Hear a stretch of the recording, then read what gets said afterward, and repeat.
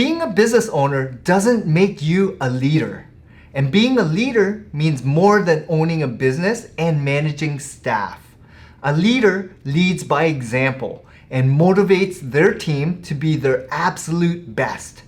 It can be a challenging part of the job. So today, let's discover how to make you a better leader.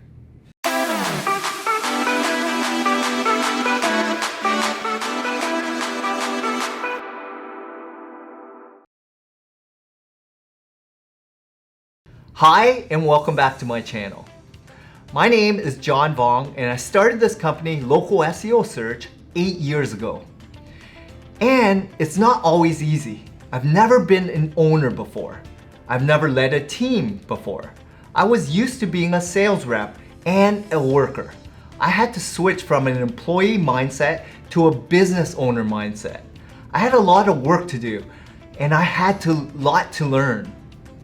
I didn't know how to hire, hold people accountable, or motivate my staff.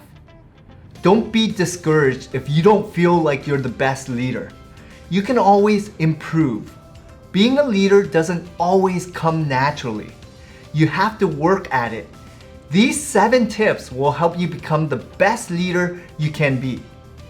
Number 1, educate yourself. I am such a strong believer in continuous learning. The moment you stop learning, you stop growing. And I also believe that there is no point in reinventing the wheel.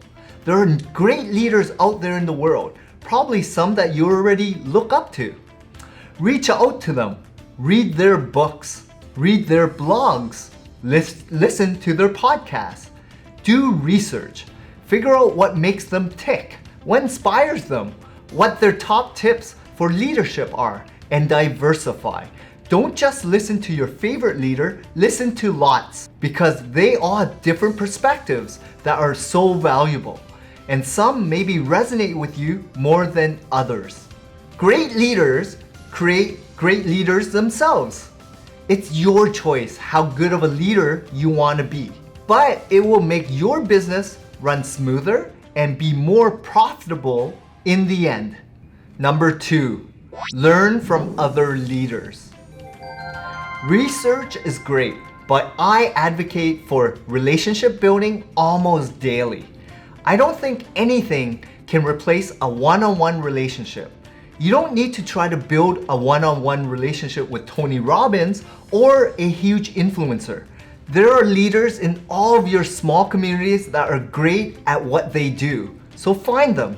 Ask if you can pick their brain. Ask to take them out for coffee or lunch. Think of it like finding a mentor or a coach. You can go in depth with them about your business, your struggles, and your specific challenges.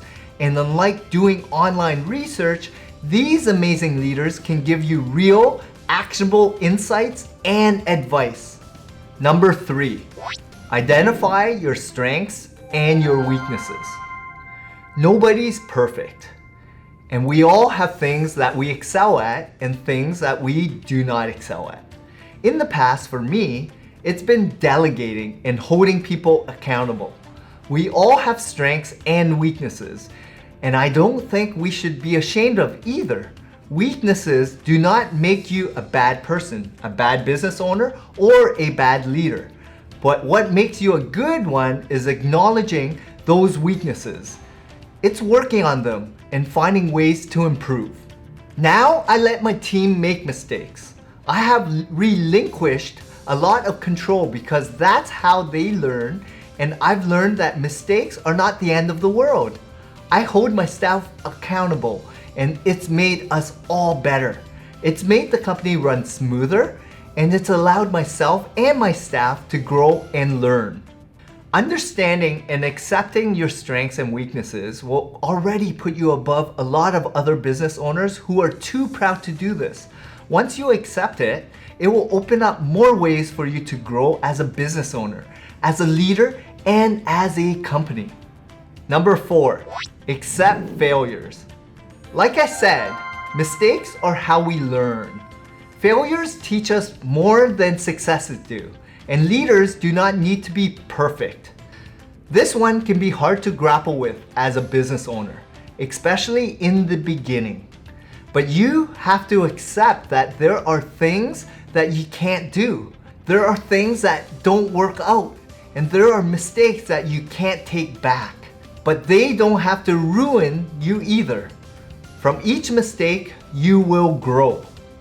And by accepting failures, you will lead by example, teaching your team that it's okay to make mistakes, that it's okay to learn on the job.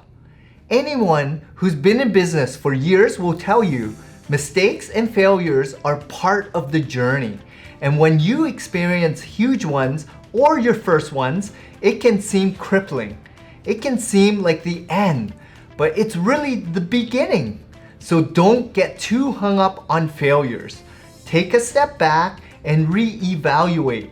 Learn from what you've gone through and don't make that mistake again. Number 5, become more goal-oriented. How do you know what to aim for when you don't have clear goals? As a leader, goal setting is so critical for your personal and professional development. Think big. Make yearly goals or 5-year goals, but also think small. Big goals can be daunting, and if they take a year to hit, it can be discouraging. But small goals are easier.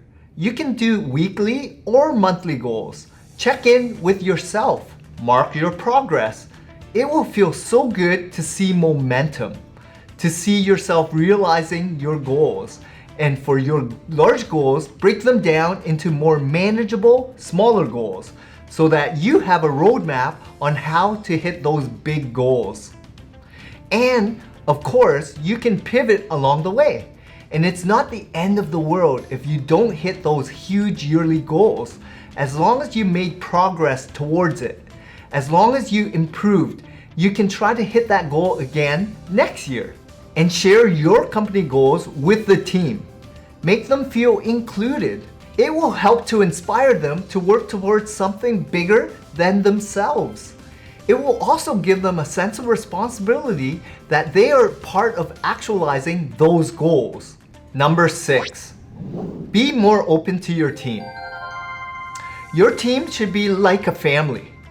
They know your business almost as well as you do, so utilize them. Make sure that their work environment is open and allows them to share ideas and feel heard. Ask them for their opinions and bounce ideas off of them. And make sure to listen and take them into consideration. They aren't just people you order around. They are a huge part of your business.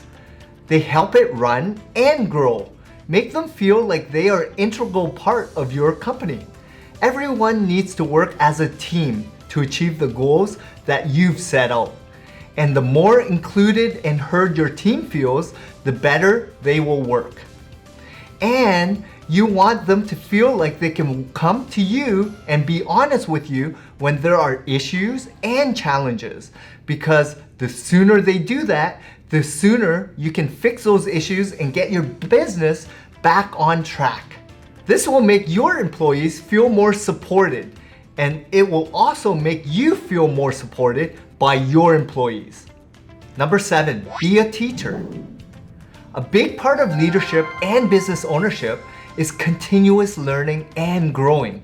And while you are learning and growing, you should be teaching these things to your staff. A leader is there to guide their team, and that means teaching them a lot of things, whether it be new techniques, new studies, new information, or simply how to accept mistakes and move forward. You most likely have more knowledge than a lot of your staff, especially when it comes to your company as a whole. That's why you are in the position that you are in. It's important to share that knowledge. This is another great way to make your team feel included. Give them resources and information that they need to complete their tasks. Give them that chance to improve and better themselves. This will only have a great impact on your company. In the past year, I have tried to make myself available to my team. I have done monthly workshops and meetings where I talk with the teams in my company. With so many people, it can be easy to lose track of this. But as a leader, it is your job to help your team feel engaged. I ensure to ask them specifically about their challenges and issues so that I can provide my own personal insights and I can give them suggestions and ideas on how to improve. Many times, people are scared to ask for your help because you're the boss, and that can be intimidating. So implement ways to make yourself available so that your team can learn from your experience. And make sure it's not a one-off. Set a time and place to check up on them. Do yearly one-on-ones, have a monthly call, and put it in your calendar and stick with it. It's not easy to be a leader. Some aspects may come naturally while others don't. And that's okay. No one steps into business ownership with no missteps. It takes work, but like everything else, practice makes perfect, and time creates habits. And before you know it, your leadership skills will have improved, and you will see growth because of it.